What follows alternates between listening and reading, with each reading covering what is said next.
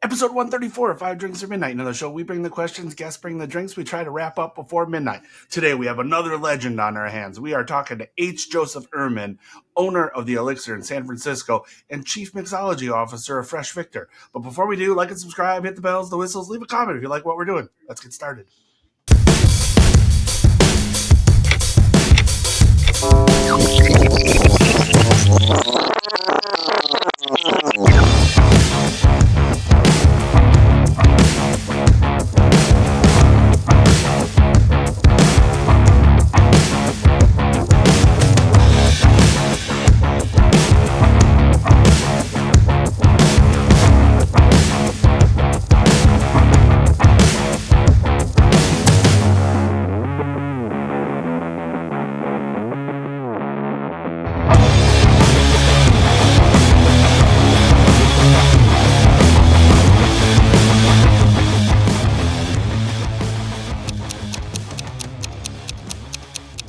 Thanks so much for joining us. 5 Drinks or Midnight. 5 drinks, 5 questions, midnight, whatever comes first. How you doing today, sir? Thank you so much for joining us. I'm doing great, thanks. Thanks for having me. Excellent. I'm so excited that you did the show. You are a true legend, so I'm really happy. I guess first question is, what are we drinking first? We're starting with a fresh agave margarita. Excellent. Cheers. This is the quintessential agave margarita. There's no triple sec in this, and it's just made with our Fresh Victor Mexican lime and agave. Very nice. And I'm drinking it equal parts, so 2 ounces of Fresh Victor to 2 ounces of tequila. And I'm home in my basement, so I drink it. I'm making it what I call the lazy way. I just pour it in the glass, stir it with my finger, and start drinking. There we go. That's the perfect way. Awesome. And these are part of a new flip book that you just wrote? Well, yeah. So Fresh Victor is a line of cold pressed juice based cocktail mixers I've been with since the beginning. We've got 9 different flavors. Mexican lime and agave is our top selling item. And that basically, means margaritas all day. And that's why it's our top selling item. So we've got it in the 16 ounce bottle is our retail package, which you can order through our website at freshvictor.com direct to your door. And we sell this in Whole Foods in California. We're growing with Whole Foods. We just got Central Market in Texas. A bunch of other retailers we're growing in retail. Nice. And then for bars and restaurants, we have it in a 64 ounce package available through Cisco, US Foods, PFG, other cold chain distributors around the country to bars and restaurants. So we've got bars and restaurants using our stuff, but like crazy. We're growing quite a bit with that, and the margarita is the lead, and all of the flavors, I just say everybody say, what can you make with vodka? You can make anything with vodka. They all go with vodka. Yeah. And tequila, they all go well with tequila. So, they're all sweet and sour balanced with, have some citrus base. So there's Mexican lime and agave, cucumber and lime, and jalapeno lime are the 3 limes. And then we've got lemon sour, grapefruit and sea salt, great for palomas. 3 citrus and mint, strawberry and lemon, pineapple and ginger, and cactus pear and pomegranate. Okay. And so cactus pear is prickly pear. Some people know it as one or the other.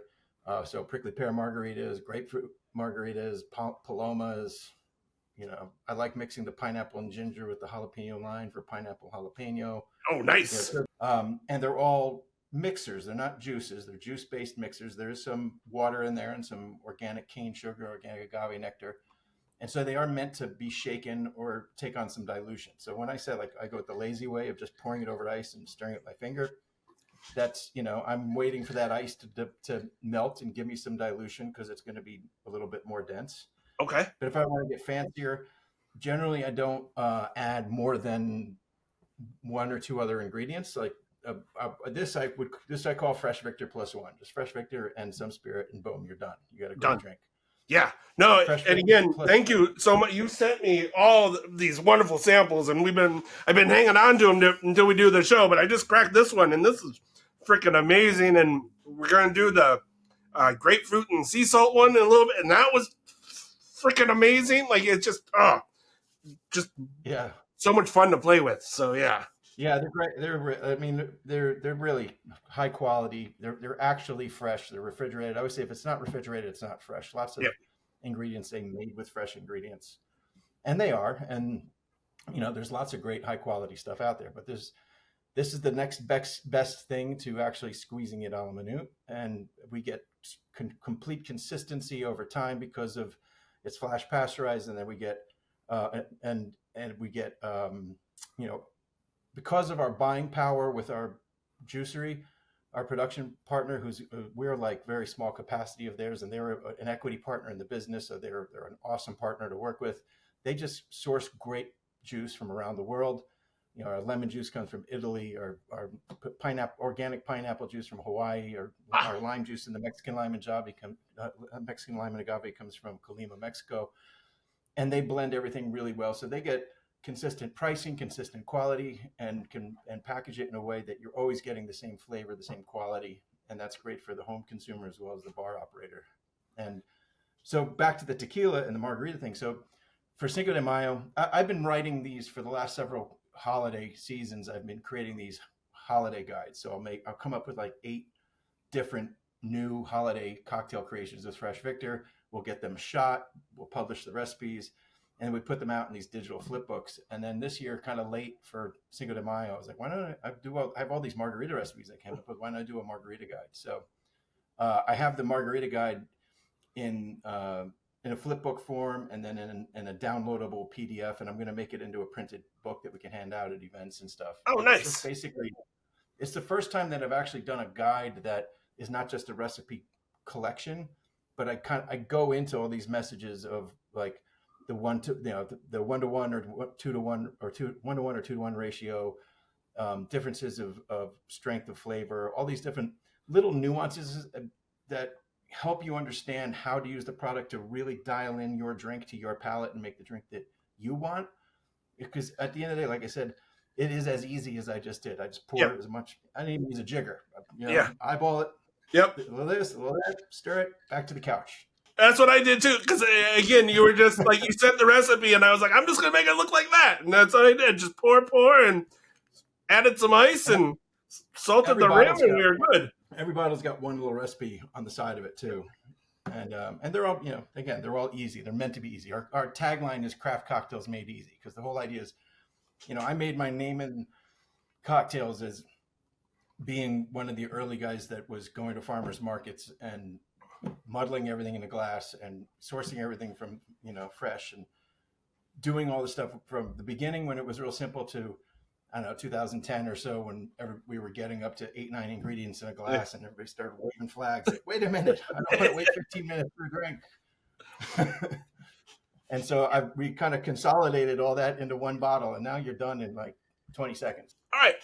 So, question one, it's always a little bit of an origin story, but for you, my origin story goes, it's going to be flipped because you started your career in hospitality, you traveled the world, and then you went into the tech world, and then Yeah. you got into the bar world. So, how did you get into the tech world from being in the hospitality, and what made you want to get then back into the actual hospitality world? I was kind of forced back into it in a certain way. Okay. I'm a little older generation, and so I was part of the generation where everybody pretty much was. I mean, granted, there were plenty of dedicated hospitality people, but I grew up with the idea that I am bartending while I'm doing something else. I'm bartending. I always thought of myself as a bartender, but I was a bartending student. I was a bartending whatever else I was doing. I was trying to do something else, and bartending was just a way to make money and meet girls. So uh, I did that all along the way. So I graduated, went to Boston College, and I started as a cook at 16. I cooked through college, different restaurants on the East Coast.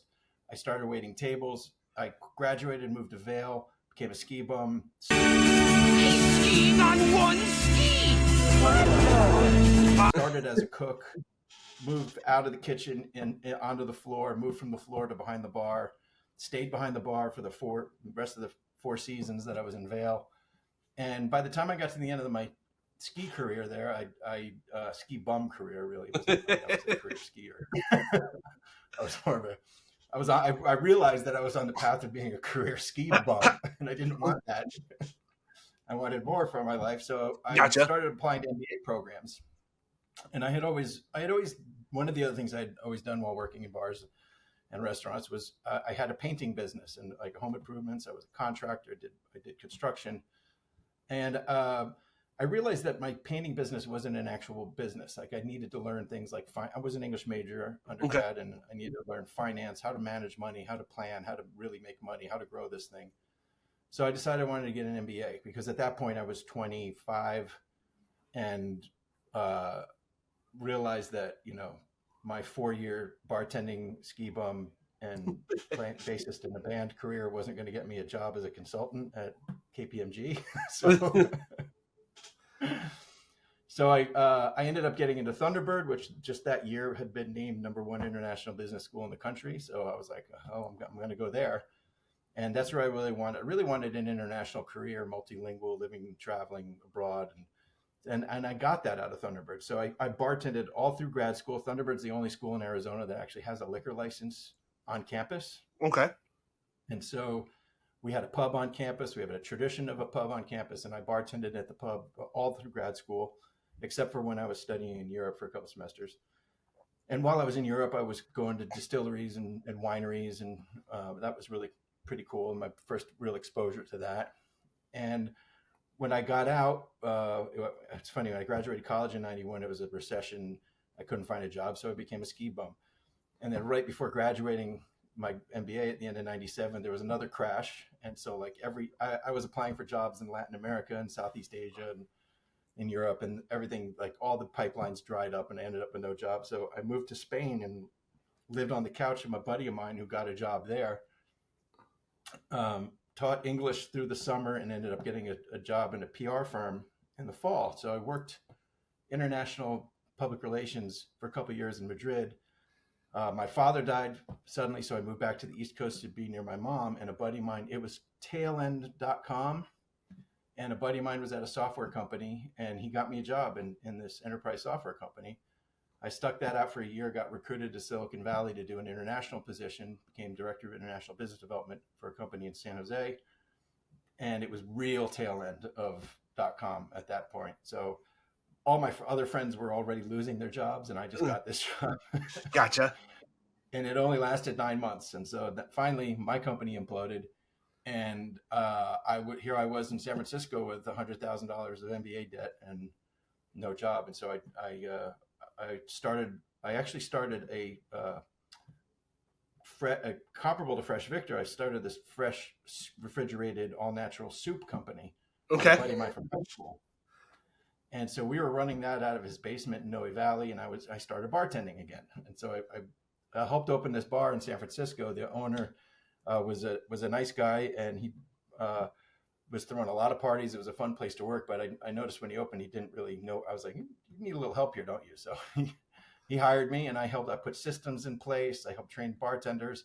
And after 6 months of that, I was like, everyone's unemployed, but all the coffee shops and all the bars are packed. I think maybe it's finally time I started a bar. And I was banging my head against the wall with a bunch of projects. So I quit all the projects. I quit the bar January of 2003. I was living on my credit card and just writing a business plan, visiting sites, found a bar, bought it, renovated it, opened up in November. And it's funny, I'd say like the day you open the bar, you shift from all of the prep and all the preparation, the business, the fundraising, the painting, the everything. And the day you open, now you're an operator. And so everything you've just been doing, all that hard work, it's like a switch goes on. And then next thing you know, holy shit, I've got employees. I got to be open every day. I got to deal with vendors. Well, and that was 20 years ago. Yeah, which is absolutely amazing. I mean, how was like that? Because again, you get like a lot of bartenders, they'll talk about, oh, my dream is to open a bar someday and be my own boss. I don't want to work for anybody. I want to have my own bar. And then I've known bartenders that have loved that and actually been very successful. But then I've also like known bartenders being like, I hate it. I don't want to do payroll. I don't want to deal with insurance. I don't want to have to worry about shoveling sidewalks or, or whatever. Like leaky roofs or, plugged toilets or whatever. Like, how did you find the switch? Like, was it an easy switch or was it more like I'm home and like this is what I was meant to do? It was that. It was this is what I was meant to do. It was like the culmination of everything I had done. So, Okay. I started as a cook, and being a writer, a musician, that was really my artistic side. I found art in the culinary world. I found that one of the things I love being a bartender because it was social and I made more money. But in most of my bartending jobs, there was no mixology. No, we weren't creating drinks. I made thousands and thousands of horrible margaritas and poured a ton of Jägermeister in Vail. And, Grand Marnier was our bartender shot, and we plowed through it. And, but when I got behind the bar, and then I went and I was an entrepreneur. So I went and got an MBA. I had started my own businesses, and my business was construction. And so here I bought this, what turned out to be the second oldest saloon in San Francisco. I didn't know that when I bought it. I knew it was a very old saloon and an authentic Old West saloon, but I didn't know the full history. It took me years to cover all that. But the renovation, I mean, the place was a shithole when I bought it. I always say when you stood on the floor and you jumped, the whole thing was a trampoline. It was a 100-year-old trampoline. And the walls, it was basically because the original saloon had burned down in 1906 along with the rest of the city.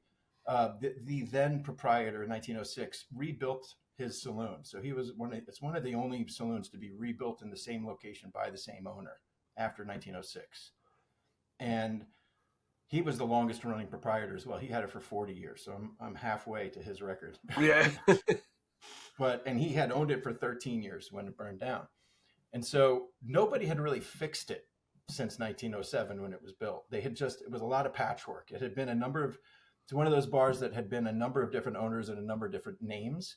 It's that old, but it hasn't always been Elixir. When I bought it, it was called Jack's Elixir Bar. I'm not Jack. I found the Elixir name to be appropriate for the Old West and elixirs being alcohol based with drugs in them and these cure-alls. And I was like, this is a great name for a saloon. I'm just going to stick with the elixir. And so I did all the renovations. It took me 52 days straight from the day I got the keys. And I was basically the general contractor. I had an army of my best friends people would come by after work, before work. Some took off from work. I hired 2 guys at a very cheap cash rate to work with me full time. And we stripped all the wood down. We rebuilt the floor. We redid the bar. I gutted behind the bar. We put all new equipment in, and we did that in 52 days and we got open. And so that was like, the biggest project I had ever done as a contractor. It was, and then prior to that, raising funds, starting a company, getting investors, getting advisors, all the business MBA stuff came together, finally. And then when I opened, it went into operations mode, and then it was marketing, and it was, but it was still cleaning up the puke. I was bartending 6 days a week, paying myself as a bartender. I was single because my then fiance dumped me soon after I opened because all I did was pay attention to my bar. Yep.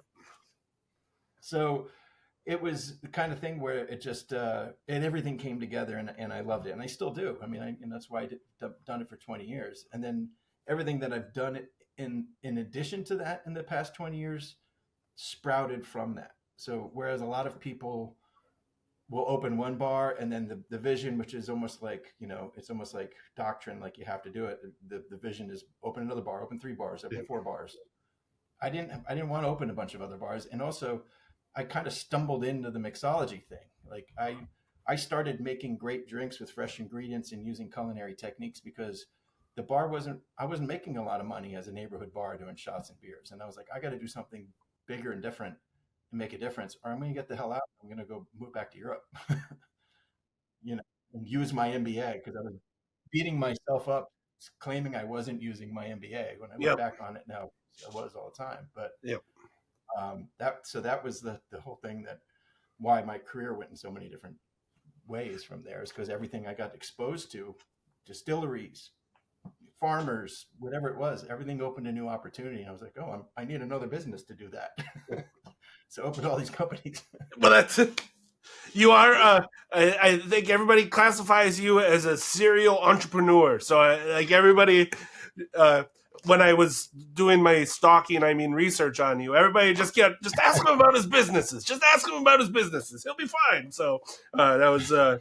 But yeah, well, that's. I mean, I think that's freaking awesome, because I think that, one, hospitality was always kind of in your soul. You started at 16, and then you kind of just, it was meant to be there, and I think that's an awesome origin story. So, cheers to you on that one. Thank you.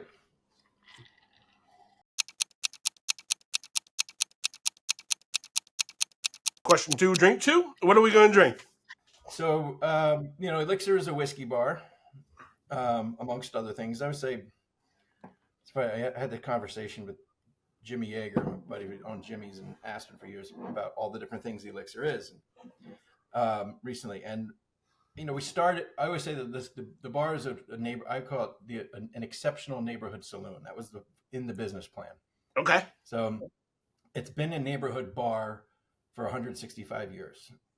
It's had many different forms, as I've uncovered, but it's always served that neighborhood. And I think that's at its core, that's what it is a neighborhood bar. And that's what I think of it as.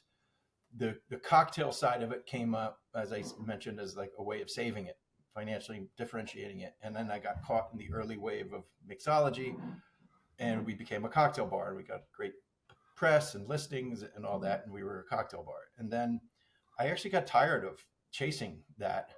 And I kind of saw where it was going. I'm like, I'm not going to chase these. I'm not going to chase rankings. I'm not going to chase all this all the time. What is a good way of being more sustainable on another level? And I had actually built quite an exceptional tequila selection. I always said it was probably the second best tequila bar in San Francisco, next to Tommy's. And at the time I was traveling to Mexico a lot. I went down with Julio Bermejo and did a tour with him for a week, where I got to meet lots of great people around the world, like Nick Strangeway and Agua Peroni, and a ton of people. And I had a great tequila selection. I loved it, but nobody. And being in the Mission, it's the Mission district in San Francisco is a very Latino and heavily Mexican neighborhood, and I thought it fits because we're in the Mission. But nobody ever thought of us as a tequila bar, and I knew it wasn't clicking. And I thought I love whiskey too, and this is a saloon, so let's go with whiskey. So I literally started clearing out the tequila, put it in the back, and I still have a lot of that tequila. People who know and come, they're like, can we go hit the stash? And we go in the back room and we drink tequila. But I started collecting whiskey. And so I said, I want to become one of the best whiskey bars in America. And within, I think, 2 or 3 years, we were listed as one of the best whiskey bars in America. And today we still are. And so I started building shelves all the way around the room. So when you go in the bar, it's 360 degrees of whiskey shelves. We've got over 600 bottles of whiskey in the bar. I'm personally a malt drinker. We sell predominantly, I'd probably say 60% American whiskeys, and most of that is bourbon. And that just also kind of fits with the saloon, right? The Old West. Yep. And for years, I just kept collecting really crazy, weird, great independent bottlers, all these great malts, but nobody was drinking them. So I just kind of let that go and brought on more and more of that. An Isla malt whiskey is kind of my go-to. Awesome. And Ardbeg is certainly one of the tops, and I just happen to have an Ardbeg glass in my collection, so I brought that up. Oh, very nice. Yeah. I do not. I'm going to break all the rules. I'm going to drink some Ardbeg out of an Irish whiskey glass. So that's going to be. I'm going to reverse it. The Ardbeg 10 is just a classic. It's just really got. I think for me, Ardbeg 10 and Lafroig 10 are my two, like, left and right hand, and just full of all the. It's just quintessential Isla. It's all the not just the smoke and the campfire, but you get the quality of the peat. You get all that fruit, lots of biscuit from the malt, caramel. It's nice, and it's not. It's affordable. It's an excellent everyday malt. Can't go wrong. Sláinte. Cheers. Not question 2. I'm going to put question 2 aside, but for people that don't know, can you tell us the story of, like, I mean, you kind of started talking a little bit about Elixir in question 1, but like, everybody says, just ask him about the bar. He loves talking about the bar, but I mean, it has a massive amount of history that you're kind of touching on. It's the second oldest consecutively operating saloon in San Francisco, which means it's one of the most historic bars, not only in San Francisco, but in the United States. So, which is really freaking awesome. And then, is it true that when you opened, you only had 5 bottles of whiskey and 4 of them were JMO? Not when I opened. That was the bar I bought. Okay. When I went in to look at it, it's funny because I had, like I said, I just was writing a business plan in my underwear for months, and I was getting out as I started raising capital. I was getting out, and I was looking at everything. Back then, you literally, in 2003, we still had newspapers. Yeah. You literally looked in the classifieds. I went around looking for commercial for sale signs. I hit every commercial realtor. I exhausted just about everything I could to look at every bar that was available for sale. And there were a lot because it was dot-bomb fallout. Like a lot of dot-com money was spent developing new bars and restaurants that were then out of business within 2 years and broke and bankrupt. And so it was a great time to buy. There was a lot on the market. But knowing that, I had always worked in predominantly neighborhood bars when they were bars. And that was my favorite way to bartend. I love the community, meeting people. Yep. And I had a vision for what I wanted. And I just hadn't found it, despite the fact that there was a lot to look at. And when I found this bar, I knew that this was it. And but I didn't know what its history was. And when I went in to look at it, it was a dilapidated dive. The then owner had bought it in a deal with the previous owner, where he bought, I think, 2 or 3 bars from him. Okay. And this was the one he didn't really care about. He bought 2 or 3 of them in a deal to get one in particular that he wanted. Okay. And so this bar just kind of got disregarded, and it was just run down, and there was never any but more than 2 or 3 people in there. And that's what I always said. There were like 9 bottles on there, and 6 of them are Jameson. It was an Irish owner with Irish bartenders. Yep. And it had, it's Victorian. It had the bones and appeal of an Irish pub, but it didn't have the soul of it. Gotcha. That's what I saw too. So basically, but I was out. I went to a bar around the corner called Blondie's, and my friend Nikki DeWald, who owns that, she's great. She's been in business, I think, 32, 35 years now. So we're the same age, and she started that right out of college. And she was running it, and I was in there after a softball game, and I'm like, I can't find the bar I want. She's like, did you look at Jack's? And I was like, no, it didn't. It's not showing up on anything. I didn't know it was for sale. So I walked up there right after that, and I went in and I asked the bartender, I'm like, is this bar for sale? And she's like, yeah, look around. It's how odd. Write me a check right now. It's yours. Here's the keys. Yeah. And so I looked at that beautiful mahogany bar, and I looked around the room, and then I walked across the street, and I looked back at the building, and I was like, these people have no idea what they're sitting on. This is a real deal Old West saloon. And I went home, and I called the number she gave me, and I made an offer, and we negotiated the deal. And I think a month and a half later, I had the keys. Did you find any pieces of San Francisco history or bar history when you were there? A few different things. Like I said, the floor was a mess, so we ripped that up, and we rebuilt the beams and put a support beam down the middle. But it was a 3-foot subfloor, and it was just filled with 100 years of garbage, but rotted pipes and rat carcasses, and took 3 days just to clear that out. I've got a great photo of me standing halfway in the door, the floor is here, and I've got a gas mask on, and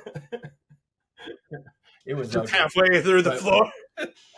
We cleared it all out and scraped it all up, and then we put in the support beams and everything. But what we found down in there, first of all, where the original 3-foot brick foundation wall of the original saloon, Wow. was the outer rim of the building, and then underneath what's now the women's room, which was in the pre-prohibition era, that room was actually the stock room. There was no women's room because there weren't women's rooms. Yeah. And so underneath it, I found a big pile of whiskey bottles and jugs like under the Wow. floor that were covered in cobwebs. And so some of those, when you look at the top of the bar, some of those are up on the bar now.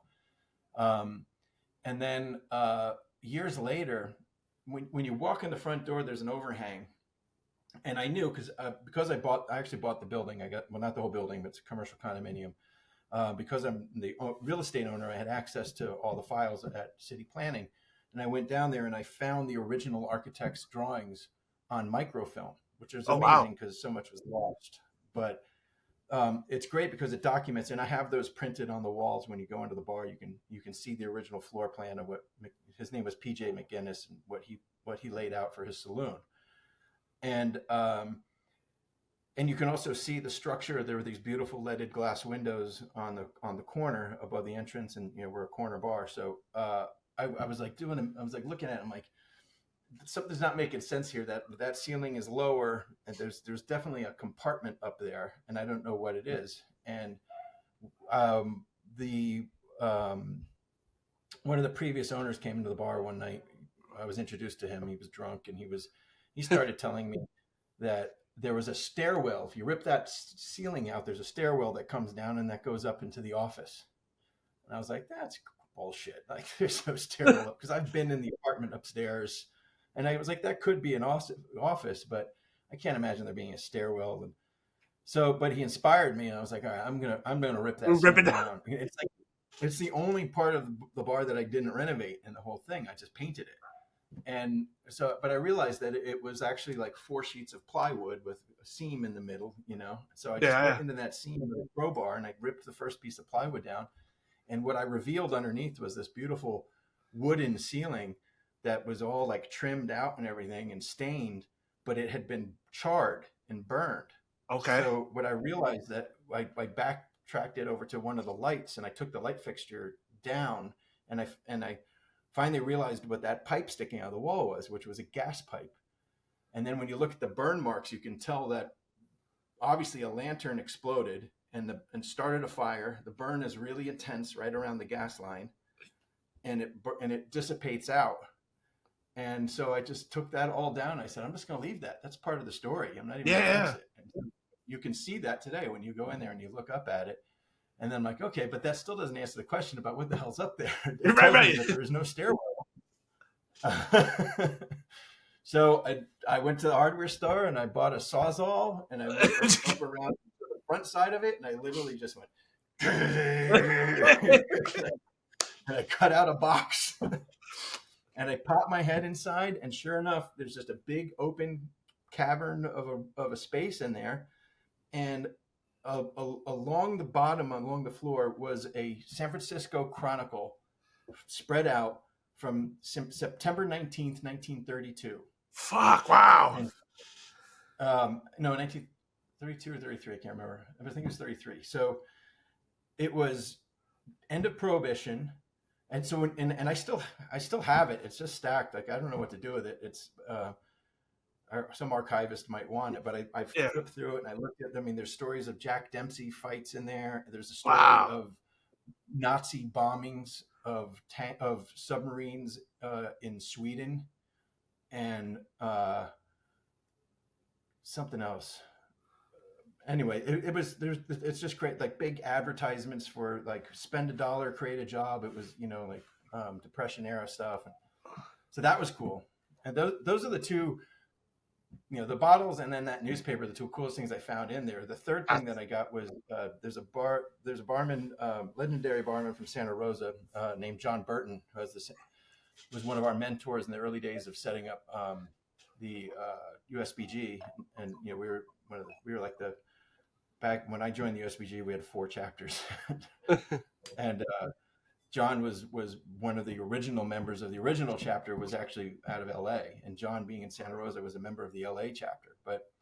And John's amazing. He's still at it up in Santa Rosa. I think he's got to be about 89 or 90 by now. Wow. And John called me. He's a bottle collector, and I've been to his home, and his home is like a bartending museum and tons of bottles. He loves bottles. So he sends me an image off of eBay one day, and it's this little pumpkin seed bottle of a whiskey flask that says, whiskey made for PJ McGinnis, 1300 16th or 16th in Guerrero, San Francisco, on the label. And I was like, holy shit, that's like an actual like bottle of whiskey that was made for the bar. guy that built this building. And I bought it. I just bought it. It was like cost me like $30. Wow, that's awesome. Like a prized possession that shows whiskey heritage of this saloon, going all the way back 100 years. Well, now let's get to my serious question too, because again, I loved the story of the bar and everything. But so our question 2 actually comes from our mutual friend Kate Gerwin. 1, she says hi. 2, she says that you are her mentor and one of the people that she looks up to in the bar business, and that you also are a legend. So she agrees with me that you are on the legend. But she wants to know, what do you think a bar has to do to keep that legendary or the legacy, longevity of a bar going? I think it's just an ongoing battle. Obviously, we've all been through the ringer the last few years. Yeah. Never saw that coming. I don't think anybody did, but yeah. when I opened Elixir, it was a response to losing my MBA job in the worst economic fallout I had ever seen, and one of the reasons I did it was because, and again, part of my idea of a neighborhood bar is open 365, bankable. You know what you're getting. It's always there for you. That's core for me to what a neighborhood bar is. And I was like, if I can set this thing up so it runs 365 and we've got great people, and there's just, the money will just keep rolling. Not that it's excessive. I mean, we're 1,000 square feet. We're not a nightclub. I'm not killing it. I don't have vacation homes in Italy, and Yeah. I'm barely paying my bills. I got a family. But at the same time, my idea was, I'll get this thing. My naive and almost arrogant idea at the time was, I'll get this thing up and running, and I'll be able to pull some money out of it every year, and I'll go back to my international MBA job. And I'll have this thing that makes me money on the side because it can run like clockwork and make a little money. Anything, I always describe it as like an engine, right? If you build an engine and you design an engine well and you maintain it, it'll run a long time. You get a good BMW, and of course it costs a lot of money to maintain a BMW, but right. Toyota maybe is a better example. It'll run a long time, hold its value, but it also has a maximum output. If it's a four banger or a V8, it has a certain amount it can put out. So you can either make $100,000 out of it, or maybe $300,000, whatever it is. What you can get out of it if it's running at optimal performance and without glitches. But there's always glitches, so you kick it back a few points.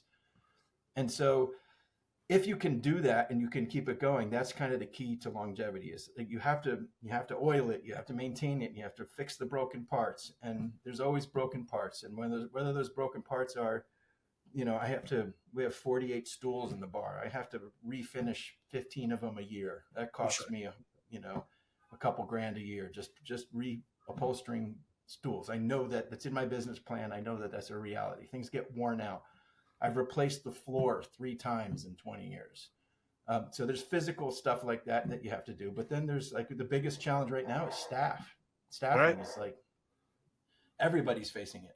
I was at the Vibe conference in San Diego this year, which is a gathering of all the big beverage buyers for the hotels, the national chains, everything. I was there for Fresh Victor. And listening to some of the panel discussions and people talking about what their biggest pain points are, everybody's facing it. Like, we had a gap here because of COVID where, call it a 4-year gap, right? 4 years ago, your 22-year-old bartender right now was 18, and they were coming out of high school. Yeah. They were graduating out of high school in COVID without their friends, graduating on Zoom. When I was 18, I had already been cooking for 2 years. Like, these kids don't have the benefit of having entered when they were young and having seen the romance and the fun of what the hospitality can be, and getting to be the camaraderie and the craziness and Yep. all the crazy stuff, whether it's from smoking in the back alley to getting laid in the walk-in. I don't think they're doing that stuff. And you look at the statistics, they're not drinking, they're not fucking, they're not doing a lot of stuff. Yeah. And we were all doing it in the bar. We were doing it in the walk-in. Everybody's crying in the walk-in now. No one's fucking in the walk-in. So not only that, but they're not trained. They didn't start as a dishwasher, as a barback, as a busboy. Yeah. And so these kids they're getting jobs behind the bar without any training. They don't know how to change a keg. They don't know how to open a bottle of wine. So in many ways, a lot of what we've done in the last 15 years to create the working environment of the modern cocktail era that's so complex and complicated, and you look at all the social media and you see all the amazing bars and bartenders in the top 50 and like all that, it's fascinating. You have to acknowledge that it's this much of the overall market, and so most of the workforce is not getting that, and they're going to have a long way to get there to do that, and there are plenty of those that are doing it. But we have to go back to the fundamentals now, and we're doing it with our staff. We got to dig back in. All my really well, not all, but a number of my really well-trained, loyal team pre-COVID left after COVID because so many people had quit, and all my best people got poached for management jobs, which is great. And I'm really happy for them. And because we're, again, part of 20 years is like I've always said, I've got my two oldest running managers have been with me 16 years. My current lead bartenders have been with me 7 years, I think. But most people have these young staff, and you got to dig back in and rebuild that and continue to have a culture that's like, all about them. You've got to pour yourself into your people and make sure that they know that you care about them and that you're trying to help build their career, and you'll get a number of years out of them. And then to move on. And I tell them all, I expect you to move on, but while you're here, be here. I want you to, while you're here, be part of us, get into what we're doing, be proud of it, make yourself proud, make us proud. And you're going to get a lot out of that. It's going to enrich your life in so many ways you can't understand.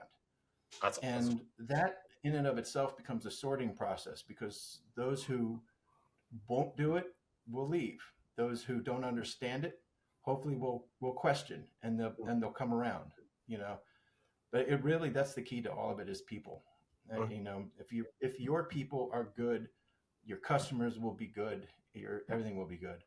And that's like when I came out of I wrote my first cocktail menu in the hospital because I had almost died of a pulmonary embolism in 2005.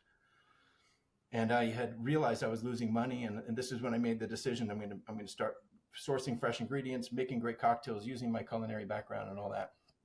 And when I came out of the hospital, first thing I did was I fired a third of my staff, because I realized bad staff brings bad customers. And that was what I went through then, going like full circle to where I realized great staff bring great customers.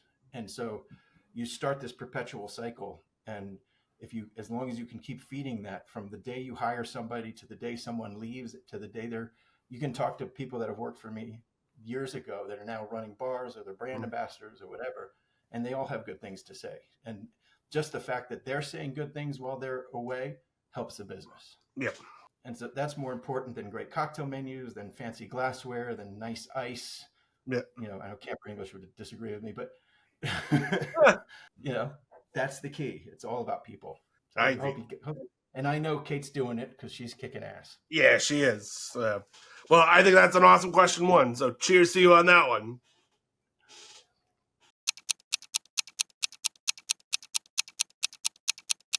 All right. Question 3, drink 3. What are we drinking? We are drinking the Pamplemousse au Poivre.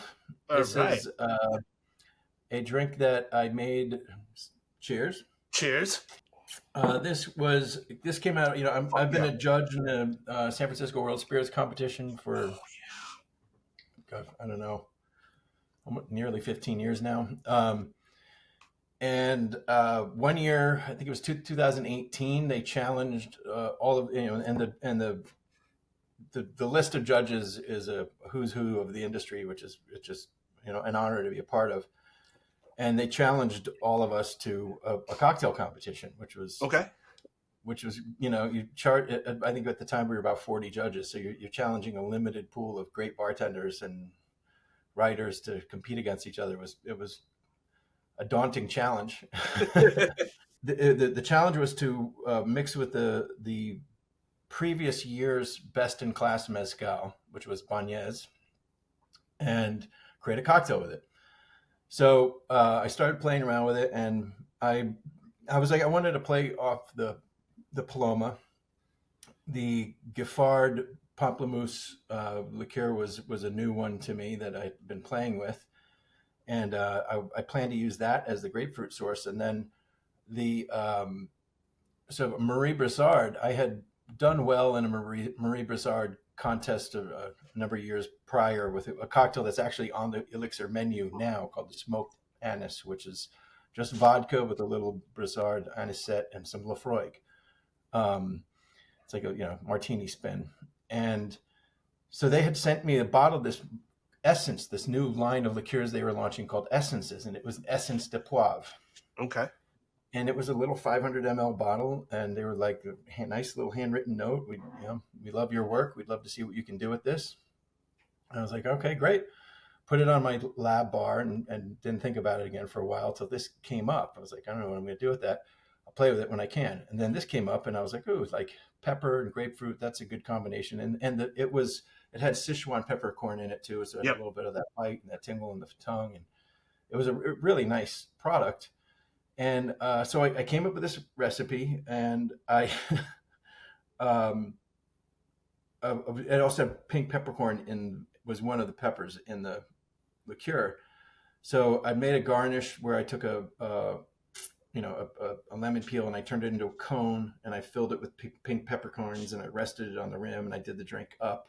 Oh, nice. And so, long story short, I put this thing out there and won. And so it got the title of, San Francisco World Spirits Competition Cocktail of the Year. I got a bunch of press from it. And so I went back to Marie Brizard and I said, hey, you asked what I could do with your spirit. I won the San Francisco World Spirits Competition. And so part of the award of winning it was that the drink was going to be placed on a menu at Tony Abuganim's restaurant in Mandalay Bay, and a place in Austin, I think, and I don't think there was some others. And I was like, I'm going to put this on my menu, and these people need to, but we can't find the product. And they're like, oh, sorry, we're not going to launch that in the United States. Oh. I'm like, so why the hell did you send this to me? I'm in California, right? Right. So at that point, I was like, okay, how are we going to do this? So I still had some left in the bottle, so I basically reverse engineered it, and I came up with the combination of the pink peppercorn and the Sichuan peppercorn, which were necessities, but it was kind of flat, and then. I helped build Square One Organic Spirits, which just sold to Uncle Nearest this past week. But in the early days, I helped develop a lot of the flavor profiles, and I knew from when we made the I can't remember what we used coriander seed for a citrus flavor.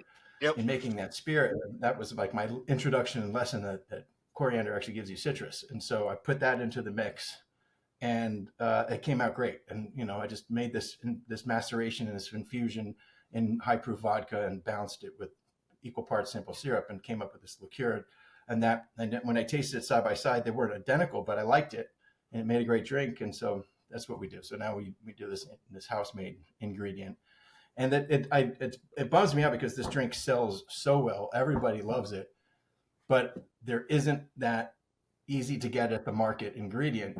Right. So everyone can make it, So Marie Brizard, please launch this product in the United States so I can make this easier for people to make this drink. All right. So question 3, we call this our talking shit segment, because we've had 3 drinks. So again, we're a little bit more friendlier in our conversations, but not really. But I mean, your resume is absolutely amazing. I mean, even just from bar world, but even like just individuality. And we're gonna go ahead and run it right now, like all your list of accomplishments.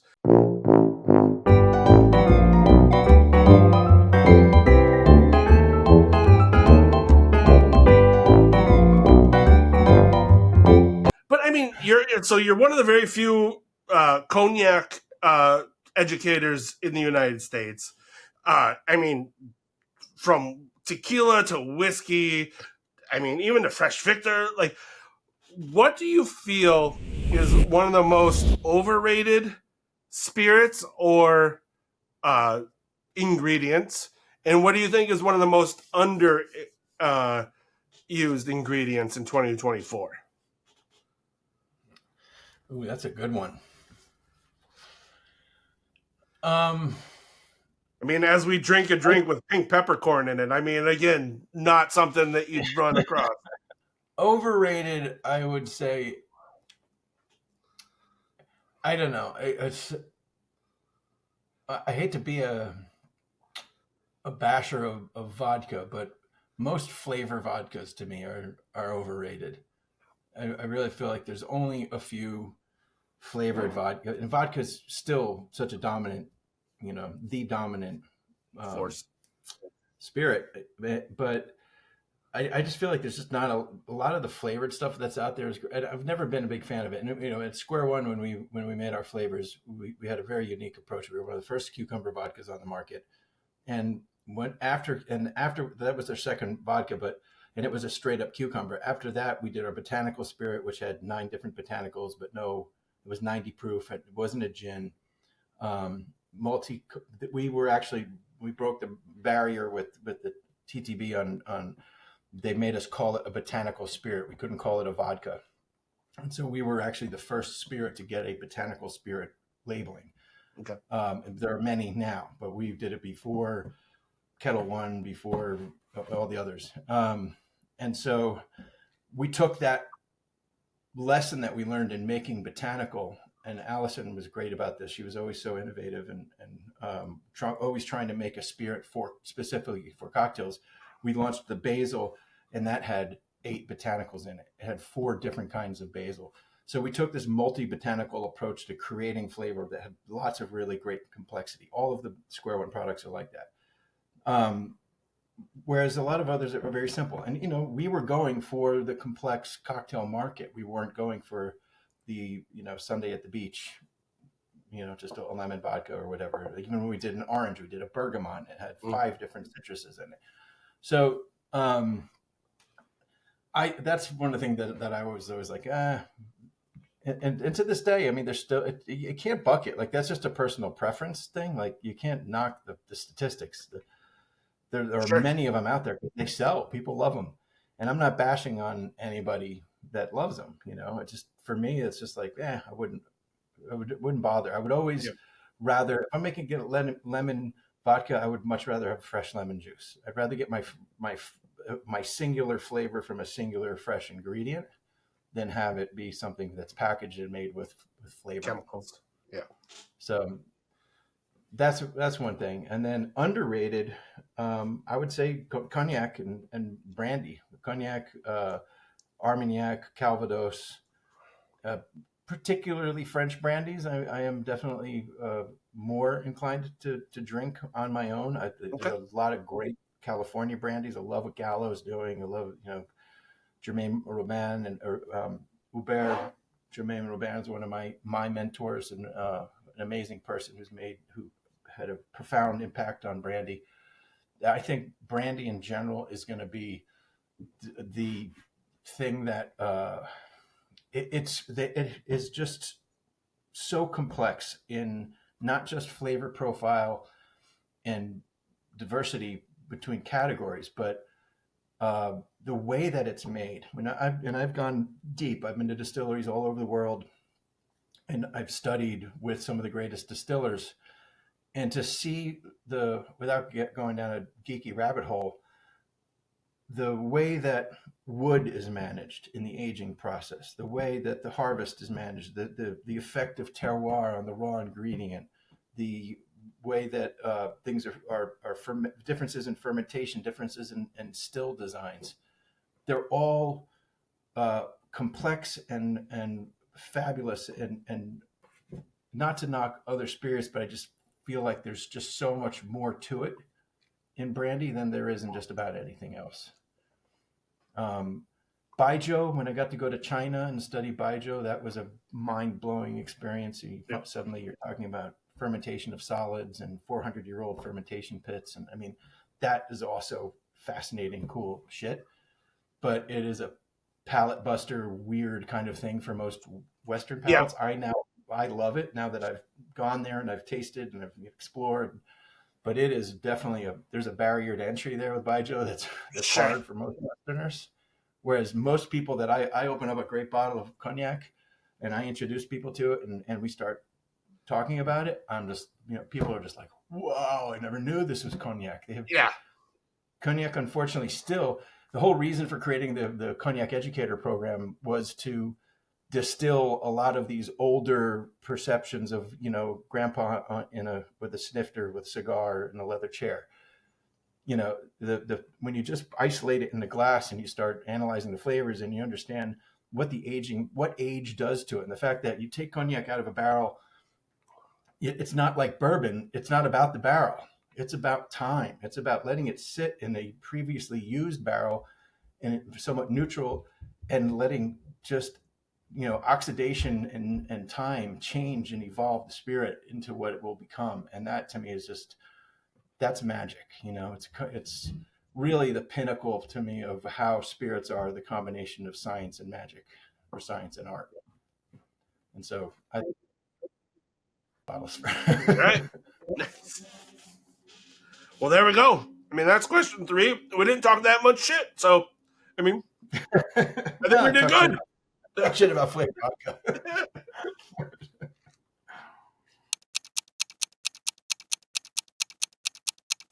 All right. Question 4. Cyrus Noble is the second oldest bourbon brand, whiskey brand, founded in San Francisco. So the whiskey has always been made in whiskey country. It was originally made in at the Freiberg and Workman distillery in Ohio in the mid 19th century. And so the family at Freiberg and Workman, there was Ernst Lilienthal, headed out to California in 1871 and started the brand with the idea of bringing this whiskey out to the boom town of San Francisco.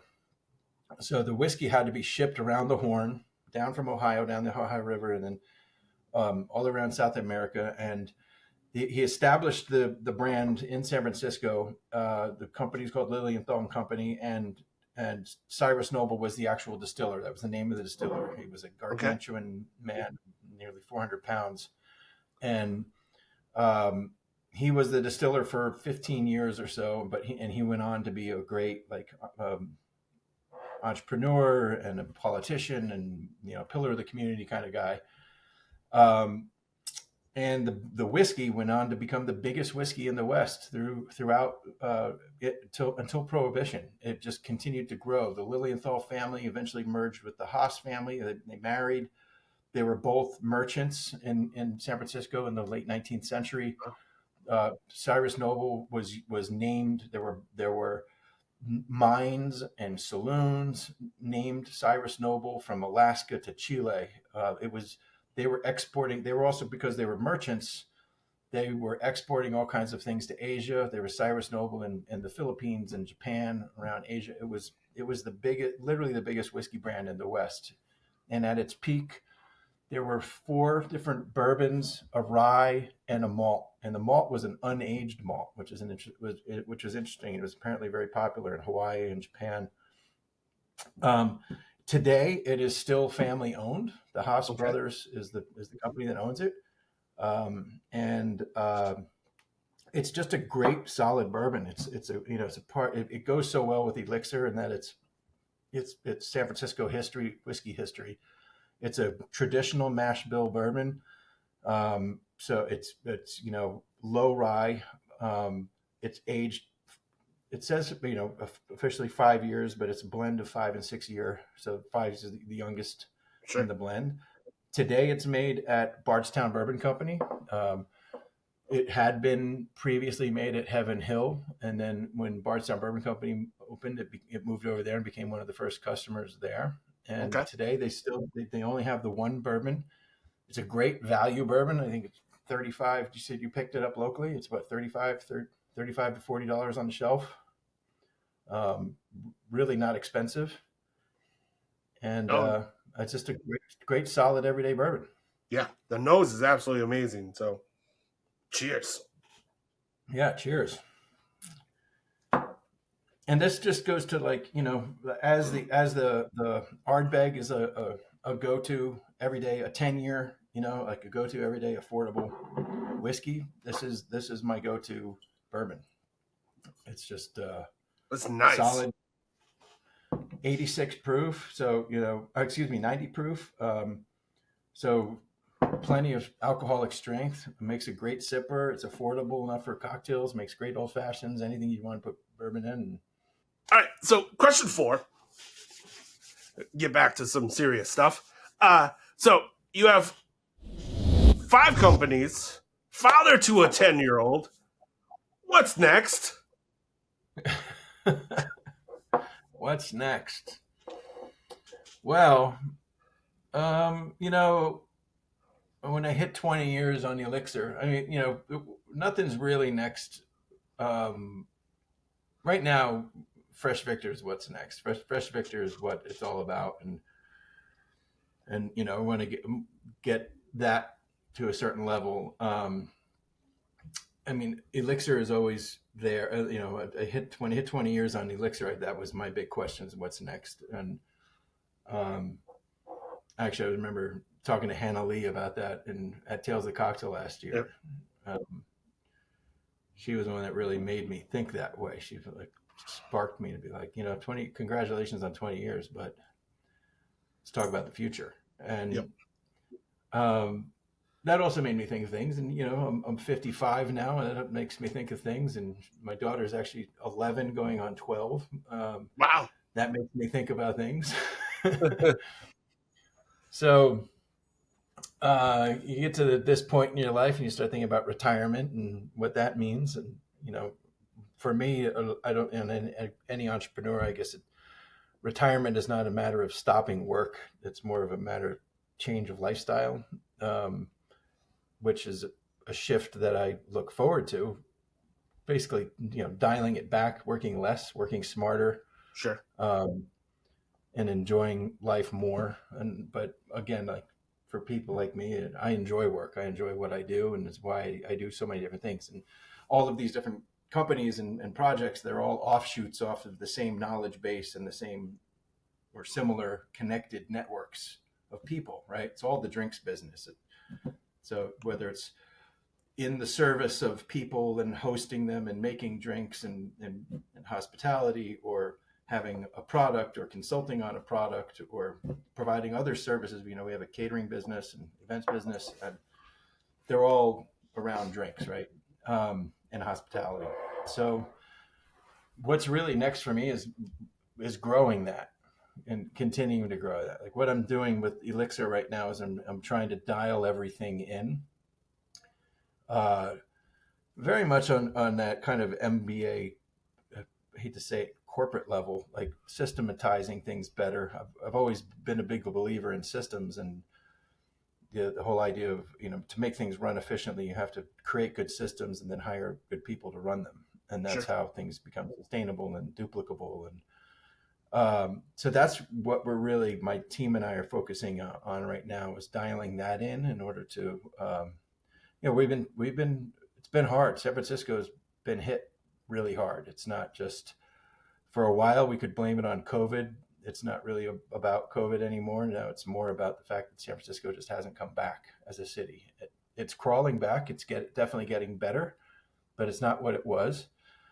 Having started at the bottom of, in the post.com era, at the bottom of the market, and another era when there were 30-day wait lists for outbound U-Haul rentals, one-way U-Haul rentals.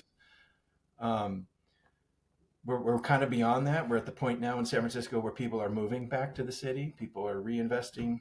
AI is the new technology that is starting to bring people back to San Francisco. It's not quite what mobile technology did and that boom, but we also, pre-COVID, the city was at a point where people were really fed up with what tech with prior to where we were, like in the post.com era.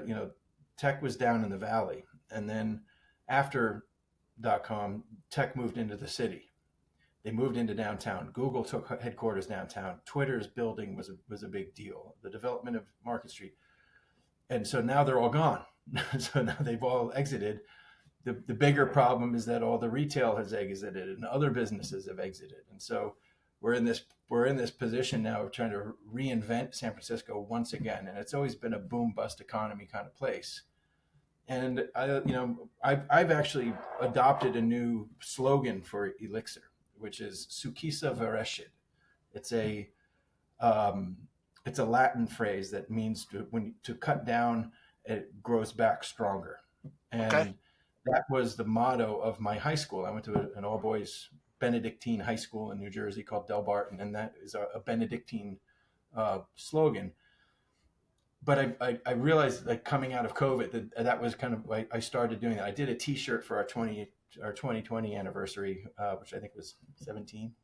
My math is off, but I made a T-shirt that said, that we survived the 1906 earthquake, the Spanish flu, the 2 world wars, Vietnam, the .com bust. We're going to survive this. And we have, and we're still in business. Unfortunately, many others have not. But with 165 years of history, I'm not going to be the one to let this thing go down in flames. It was always my attitude.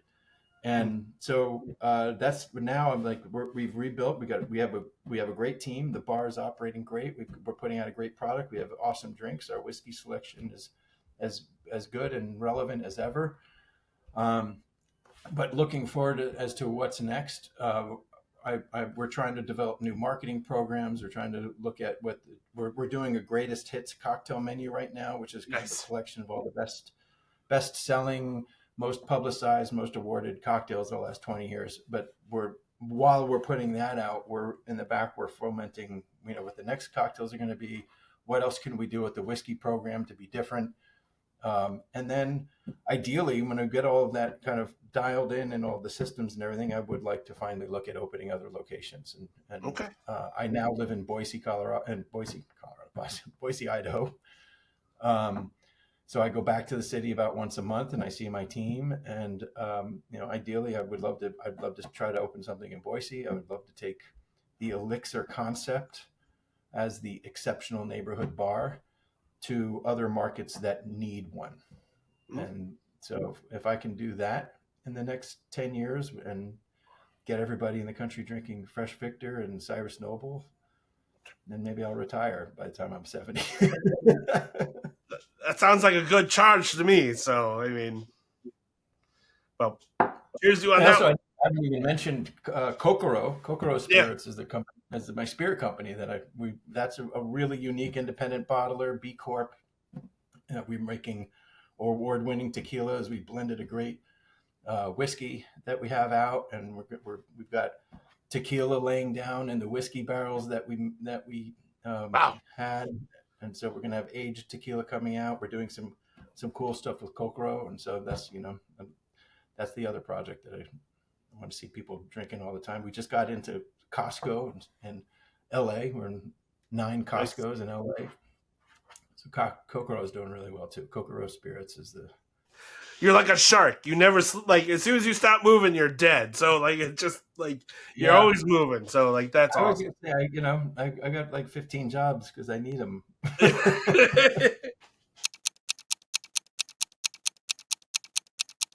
Question 5. What are we drinking? We are drinking a cognac cocktail.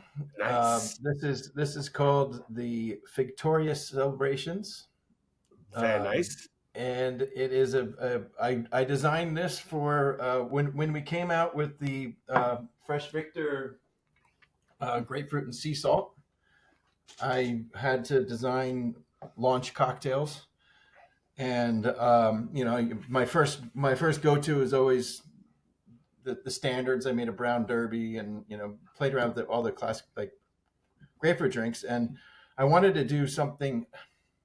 I wanted to showcase Fresh Victor in a way that showed creativity and more complex flavor while sticking to our craft cocktails made easy of concept of no more than 2 or 3 ingredients. Nice. And so I was, as I do, I was flipping through the flavor Bible to look at grapefruit pairings. It's that's kind of my first stop amongst other books that I look at. Sure. To think about flavor combinations that I haven't thought about, and I was surprised to see grapefruit and fig. And being a cognac educator, as soon as I saw fig, I thought of cognac, and cognac, especially when within cognac, when you have younger cognacs and VS, you've got a lot of fresh fruits, fresh stone fruits, and as you get into the more aged cognacs, they turn into dried fruits. And so, in your VSOPs and XOs and XXOs, you get a lot of fig. And so I was like, okay, I have a cocktail right there: cognac, fig, and grapefruit. And going back to what I was saying earlier about the whole Marie Brizard debacle and not being able to get that ingredient and then having to create it, I was like, I need what is an accessible ingredient that I can get in different places that's high quality. And I had recently gotten a whole batch of syrups from Lieber and Co. So I use their caramelized fig syrup. I love this. They make great syrups, and this is a nice, unique one. As far as the syrup companies go, they have a lot of competing products. This is a very unique one, and it's an excellent product. And so I literally, this is one of those drinks that was like a jackpot. Like, I think I made it 1, maybe 2 times. I'm like, done. I have this. As I was saying earlier also about Fresh Victor, like I don't like to add more than a ½ ounce to 3/4 of an ounce of any additional sweetener because you start to lean sweet. So I just went with that formula of Fresh Victor plus a spirit plus a sweetener and 3 ingredients, my core formula, and I nailed it like on the first one. And I played a little more here, a little more there. I tweaked the ratios, and I just came back to that same core formula. And I decided that I liked it up like neat like this. And I've done it with a fresh.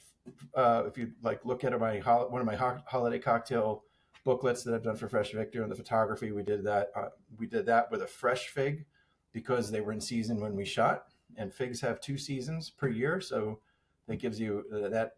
And another thing was also it goes back to a buddy of mine who was actually visiting this past weekend, who lives in Healdsburg, California, which is up in California, Sonoma County wine country. He's got a big old black fig tree in his backyard. And I know from him and other friends in California who have fig trees that when you get figs and you've got a big tree, you've got figs everywhere. Yeah. You got figs on the ground. You got tons of figs. You're giving all your friends figs. You show up with things like, hey, you want some figs? Figs. And so, so that totally came into my mind every time I think figs now, because I get great figs from him. I thought of that, and we're actually launching a campaign with the BNIC, which is the Bureau National Interprofessionnel de Cognac. Okay. That's the governing body of the cognac industry, and ultimately my client, who I work for as a cognac educator. They're doing a promotion that's going to be coming out within here in June with a bunch of influencers, and they're going to be making this drink. We're going to see a whole bunch of social media influencers putting out this, showing them making this drink, and it's a nice collaboration between Cognac, Fresh Victor, and Lieber and Co. We sent them all the ingredients, and so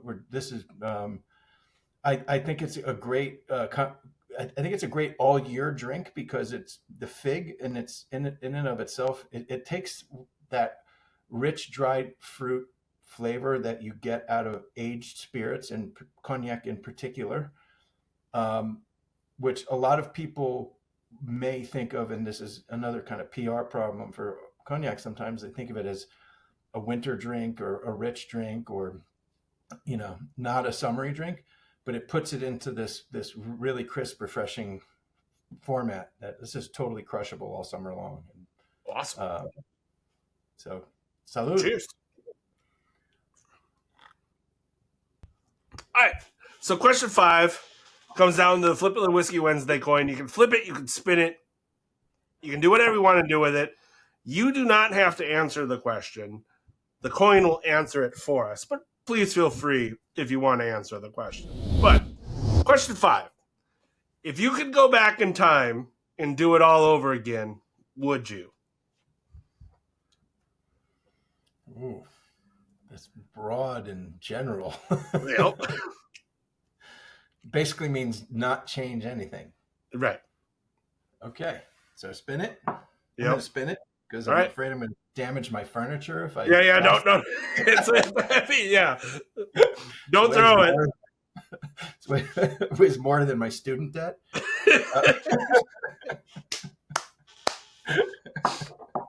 There we go. Wait, I just dropped it. Well, that sounds like a good spin.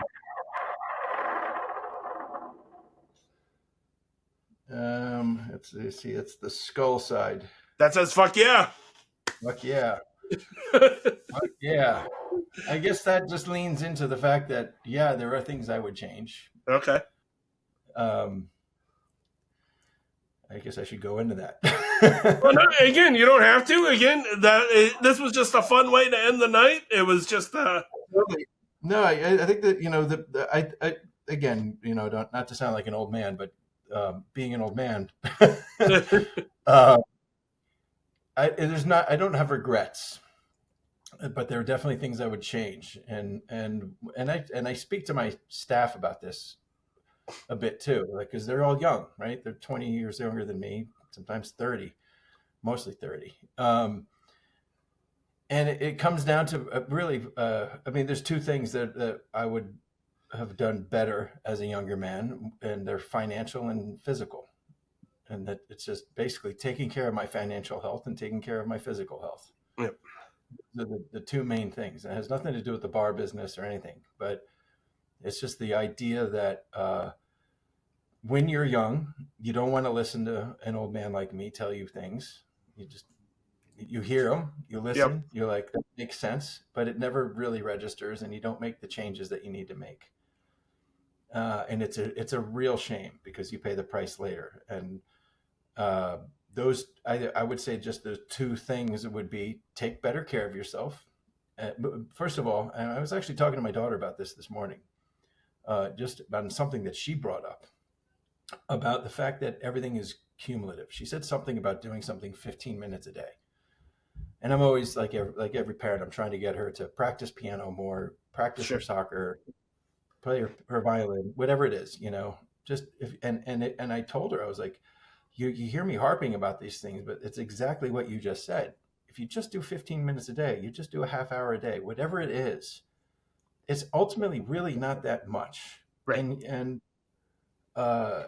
But if you do it every day, it builds. And that goes for health. It goes for exercise. It goes for how you eat, what you eat, as much as it does for finances. Like if you put away $1 a day, if you put away $200 a month, whatever it is, like you can look at all the financial advisors and influencers that you want. There's a lot of them out there that are really spreading a lot of good information, but putting away a little bit of money rather than going out and blowing it. I mean, if you just, especially within the bar business, right? Bartenders, I mean, this is me.